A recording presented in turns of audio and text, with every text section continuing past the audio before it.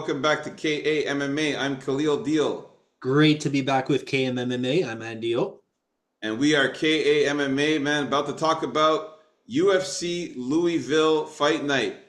Jared Cannonier against Nassourdine Imavov. This is going to be an awesome card, and we're about to talk about our final predictions, our thoughts, and face-offs here. Jared Cannonier versus Nassourdine Imavov, UFC Fight Night Louisville, looking good. We're going to start it off, Andy O, with the first fight of the night. Yeah, so Santos versus Puja Tomar. Who you got? yeah, here my pick is still going to be Rayanne Amanda because she has more UFC experience here. This is the first Indian female fighter ever in the UFC, I think. And to tell you the truth, looking at the pick here, she seems a little more plump than the fights I've seen her in before. I don't know what this is. But either way, yeah, I think the experience is going to be too much. I think Puja Tomar can be pushed around, although her striking, given space, is still pretty good. I maintain that. What about you, Khalil Deal? Yeah, man, my pick stays the same. I got Rayanne Dos Santos to win here. Yeah, looking at the face-offs here, man, she's as you can see, she's taller. She is in better shape. You can see here that Puja Tomar is a little chunky, like you said. She did looks like she gained a little bit of weight there. Not as muscular and not as in shape as Rayanne. Again, too, also Rayanne is 14-7. Puja Tomar is 8-4. So more experience there on the Rayanne side. Yeah, I'm sticking with Rayanne. She looks good. I think she's going to get the win here by submission or decision. She has the threat of subs, man. Like that's what I like about her, man. She's got a good ground game and she's got submission. So, she's going to be able to take down Puja Tomar on the ground. I think she's going to stay on the ground, get some control time. I think she has a possibility of locking in a sub if there is going to be a finish. But yeah, her striking is good. And again, man, she's looking good, man. So I'm sticking with Rayanne Dos Santos or Rayanne Amanda, whatever they're calling her, in this one. So pick stays the same. We're still in agreement. Anything else you want to say about this fight? No, I see it's probably going to go to decision. Yeah, I got sub decision in this one. All right. Moving on up the card to the next fight of the prelims. We got Cody Stamann versus Taylor Lapilus. Here, if I got it, sorry, if I got to say about the pick first that I caught, Lopoulos here doesn't look very impressed with Stamann's punch, right? Or what he's doing with his hand there. And neither does Stamann. Stamann's like, what am I doing with this? Yeah, seriously. Yeah, I don't know what's up with that there. Uh, But yeah, man, my pick stays the same. Taylor Lapilus, I think, is going to get the win here. As you can see, he's taller. They're both in very good shape. Cody Stamann slightly a little bit more ripped than Taylor Lapilus, but Lapilus has a little bit of size on him there. He's very muscular, very athletic, man. Taylor Lapilus is a very good all-around fighter. He's got good strikes. He's got good leg kicks, good on the ground. I like the height advantage here on him. And like I said, Cody Stamann with those T-Rex arms. As you can see, even in this photo, his arms look kind of small there. Even when he's doing that little kind of punch thingy or whatever he's doing, his arms look small right there. So it's true. It's true. and the reach advantage, I think, is just too massive of a reach advantage, man. We talked about it. It's a massive 8.5-inch reach advantage, man. So all Taylor Lapilus has to do is, keep the fight at a distance, get in some jabs, some punches, some kicks, some takedowns here and there.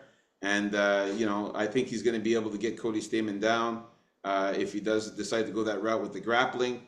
But on the feet, he's just as good. I think he'll avoid any heavy punches or power punches from Cody Stamann.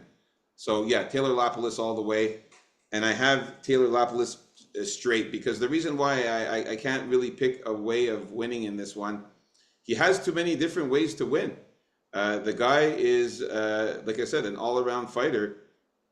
Looking at his record of 19-4, We can see here that he has 4 wins by knockout, 6 wins by submission, and 9 wins by decision. So, you try figuring out how he's going to win. You know what I mean? Like, it's just way too complicated to figure out how he's going to win.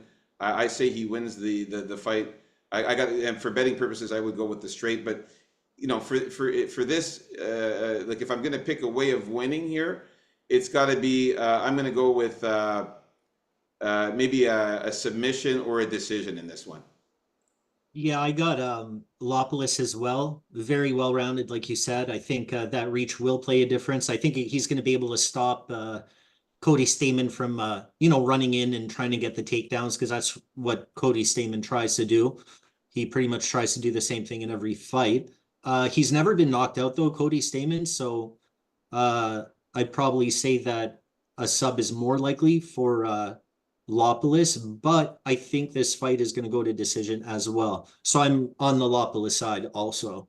Yeah, the reason why I said sub or decision is his last 3 fights that he lost. He lost by decision to Douglas Silva de Andrade. He got subbed by Said Nurmagomedov, and he lost a decision to Merab Dvalishvili. So that's why I'm thinking the sub or decision is the way to go for Taylor Lopoulos here. But for the betting purposes, I would just stick with a straight there. All right. So next we have Eduardo Moura and Denise Gomez. Here I'm going to be sticking with Eduardo Moura. I think this fight has potential to be pretty exciting at the beginning until Eduardo Moura ends up taking her down. And I think it's going to end up with some ground and pound. I feel Eduardo Moura's ground and pound is probably one of the better parts of her game. What about you? Yeah, my pick stays the same at Eduardo Moura for sure to get the win here over Denise Gomez. I mean, look at the height advantage you can see in this picture here. She is towering over Denise Gomez at 5'6". Denise Gomez is only 5'2". I mean, she's going to have also a 3-inch reach advantage. You can see that Eduardo Moura is very ripped. She's got abs. She's in very good shape. Denise Gomez is also in decent shape. Maybe a little bit thicker, I would say, Denise Gomez is. But Eduardo Moura ripped and lean there. I think Eduardo Moura is going to be faster. I think she's going to be very good on the feet as well as on the ground, especially on the ground. This is where she's gonna shine, man, because Denise Gomez's ground game is not very good at all. Mora's ground game is really good. Her grappling, she'll take her down, and like you said, maybe ground and pound. She could latch up a submission. Her last win over Montserrat Canejo was by ground and pound knockout. She did sub the fight before that, Janena Silva. So she's got subs and knockouts. She literally went knockout, and then she won by sub, then she won by knockout, then she won by sub, and then another sub. So, man, the finish is live in this one for Eduardo Moura. I have her winning by KO submission exactly, and I think it's going to happen in the later rounds. I think Denise Gomez is pretty tough. I don't think she'll get taken out in the first round, but I think in the late second round, third round, she should be she might be able to get a finish there. Anything else you got to say about this? No. All right, so moving on up the card, next we got John Castaneda versus Daniel Marcos. For me, my pick stays the same. I got Daniel Marcos.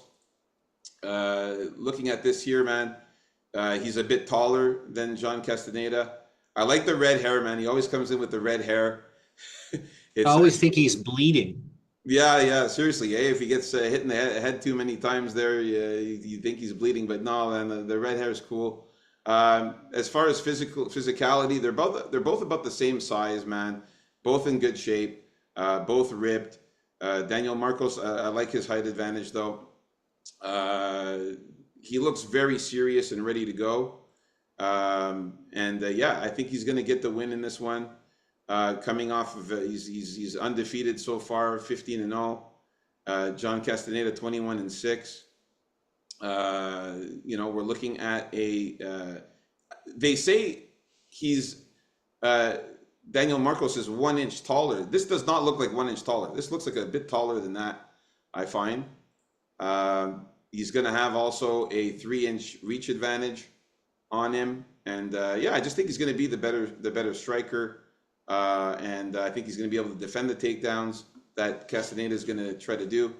It's going to be a close fight, but yeah, I definitely got to lean Daniel Marcos here. Who you got?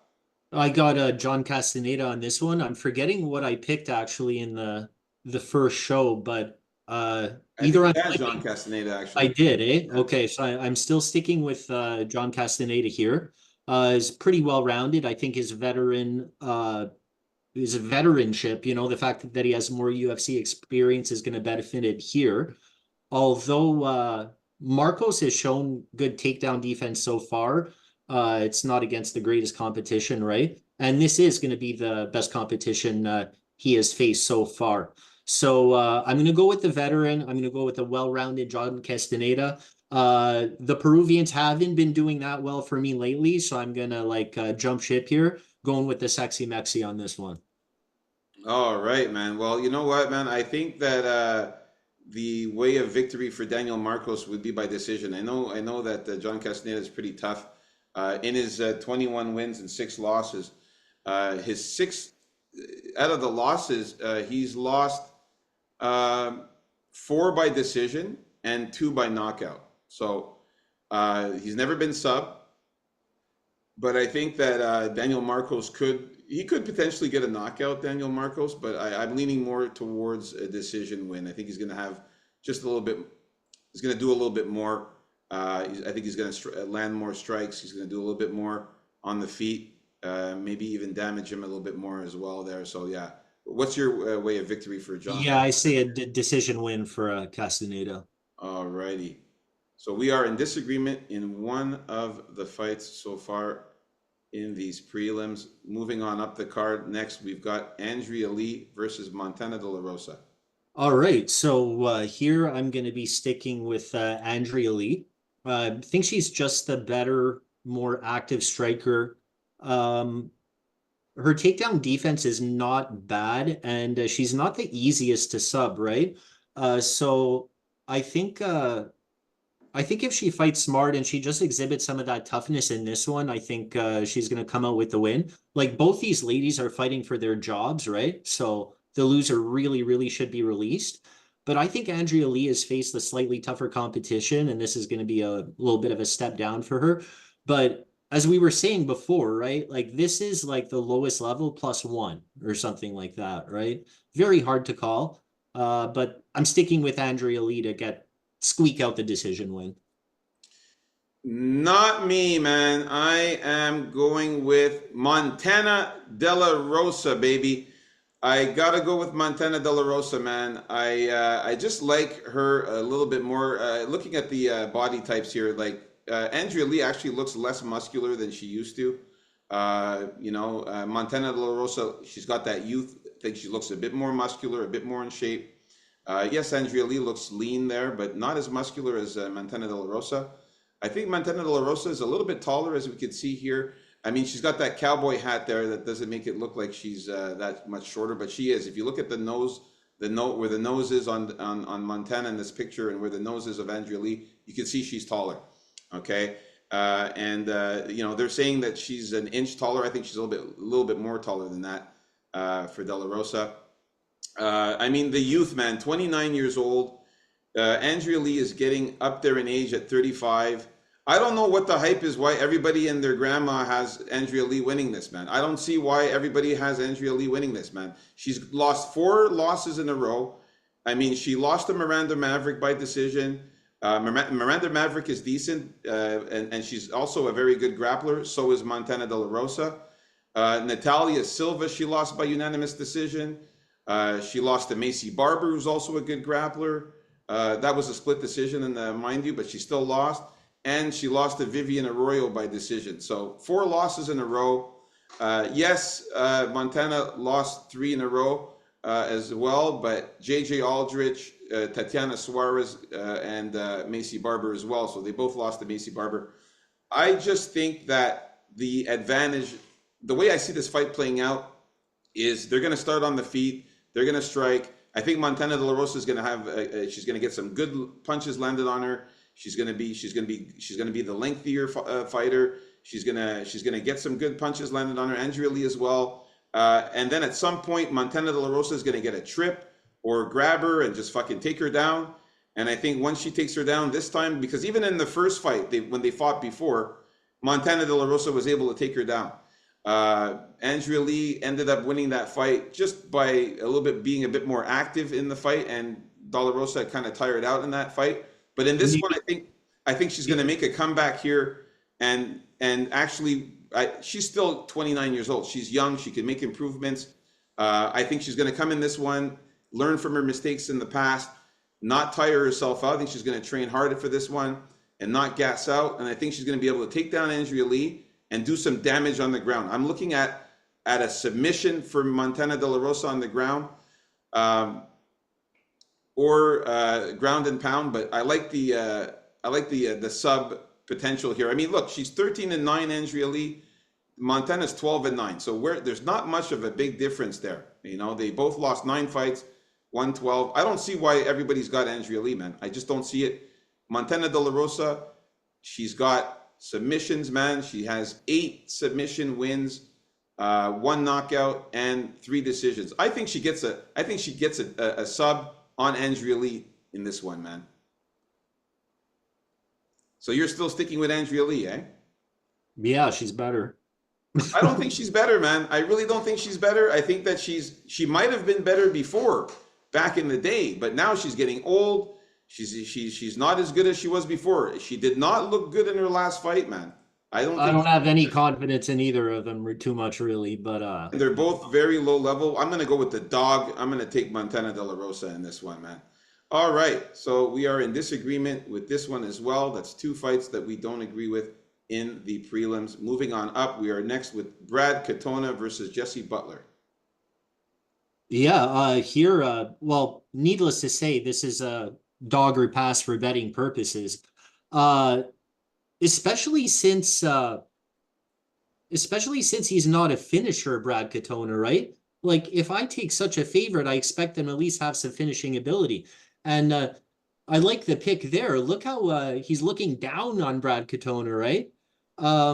I still don't think it's going to make much of a difference here. Sometimes those longer, lankier bodies aren't really suited to like grapple and try to sub these more compact guys. Brad Katona does have more skill. He's like the better rounded fighter overall.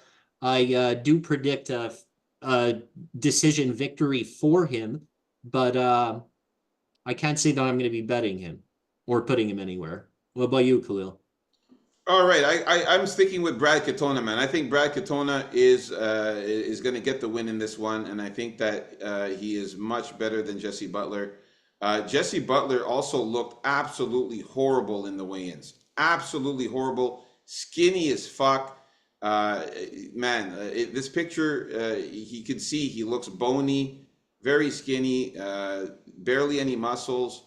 But he has like 24 hours to gain 30 pounds. You could practically see his ribs there. And so does Brad Katona. And Brad Katona is thicker and bigger already in this picture here. He's more muscular. He's much thicker. And I think I'm telling you, he's going to be a lot smaller than him by fight time. I don't know, man. Come fight night, I think Brad Katona is going to be the bigger guy as far as body, the thickness and stuff. Yeah, of course, Jesse Butler is towering over him. He's taller and stuff like that. But Brad Katona can wrestle, man. I think he'll take down Jesse Butler. I think he's going to be able to get some control time on the ground. He'll be the heavier guy. I think he's going to be better on the feet as well. Jesse Butler's is a submission dude, and he's a grappler, but he doesn't have very, very hard punches. Honestly, I don't even think he belongs in the MMA, in the UFC. We'll see how this plays out, but I got Brad Katona to win, and I got Brad Katona winning by decision in this one, possibly a submission. If we're looking at his last few fights here, out of his 13 wins, Brad Katona has 3 submissions, 9 decisions, so he couldn't even maybe even get a sub. I don't think Jesse Butler is going to be able to sub Brad Katona that easily. And I don't think he offers much on the feet. So for those reasons, I got Brad Katona to win this one, man. All right, so we are in agreement with this one here. Moving on to the main event of the prelims. Charles Radke. Oh no, not the main event yet. Sorry, I'm jumping the gun. Charles Radke versus Carlos Prates here. This is going to be a tight fight, man. This is going to be a close one. I'm sticking with Charles Radke. I'm sticking with the dog, man. You can see in this picture, man. These guys are crazy, man. They went at each other right away. They put Carlos Prates got in his face. Charles Radke, right away. You see their noses are touching there. They got in each other's faces, man. They're pissed off. They're ready to go. They're hype. Man, Prates with the tattoos on the side of his head there. He looks a bit crazy, man. But it's going to be a crazy fight.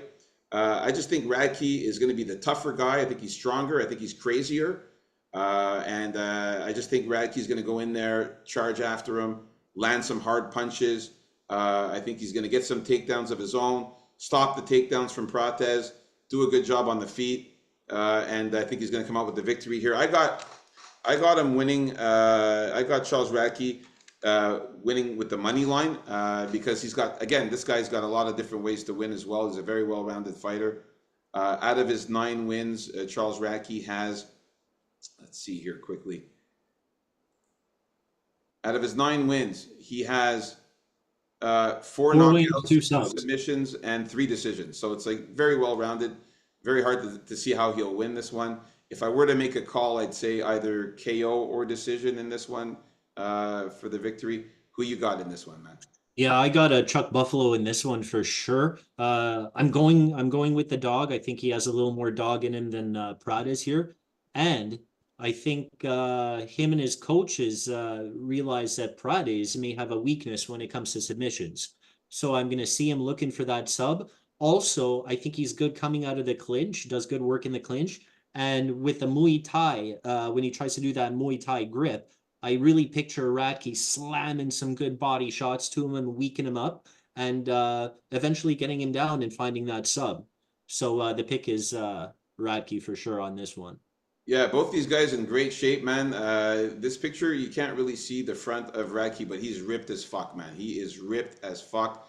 Prates is a little bit more skinnier. I feel like Radke is a bit bigger than Prates, a bit more muscular as well. And I think that he's going to be able to take him down. Maybe even latch up a sub, as like you said. It's possible sub or decision in this one. So Charles Radke, the pick. We are in agreement here. Now, getting at the main event of the prelims here, Thiago Moises versus Ludovic Klein. My pick is still going to be Ludovic Klein. He looks a little bit taller in this picture, as you can see. Both of these guys in great shape, phenomenal shape. Thiago Moises too, very good shape, but he is skinnier and a little bit more lean, much skinnier than you can see Ludovic Klein. Just look at their arm difference there. You can see Ludovic Klein's arms are bigger than Moises. He's thicker and he's a bit more muscular. He's in phenomenal shape, Ludovic Klein, man. I think he's ready for this fight, and I think he's going to get the win, man. I think he's going to outpoint Thiago Moises and hurt him. I think he's going to get the win, and I think he's going to win by maybe a KO or decision in this one. Yeah, I got Ludovic Klein also. As I mentioned before, I take a look at a Moises fight and I can pretty much figure out by looking like, will he beat this guy or not? I say no or yes, and the result usually happens. I don't think he's going to beat Ludovic Klein. I think Klein's improved a lot. I think Moises has pretty much reached as good as he's going to get. And I like his movement. His takedown defense has improved. And his shots are very precise and powerful. And I picture a couple nice body shots as well against Moises. And I picture this fight probably going a decision because Moises, he does have some toughness, right? Yeah, he is pretty tough, man. And he does have some submissions as well there. So it is going to be a tough fight. But yeah, I think Ludovic Klein comes away with the victory here. So there you have it, folks. Our final predictions. We disagreed on 2 of them in these prelims. Final predictions for the prelims here and our thoughts and the face-offs. Come join us for the next show. We're going to talk about the main card, our final predictions and thoughts for the face-offs for the main card coming up next.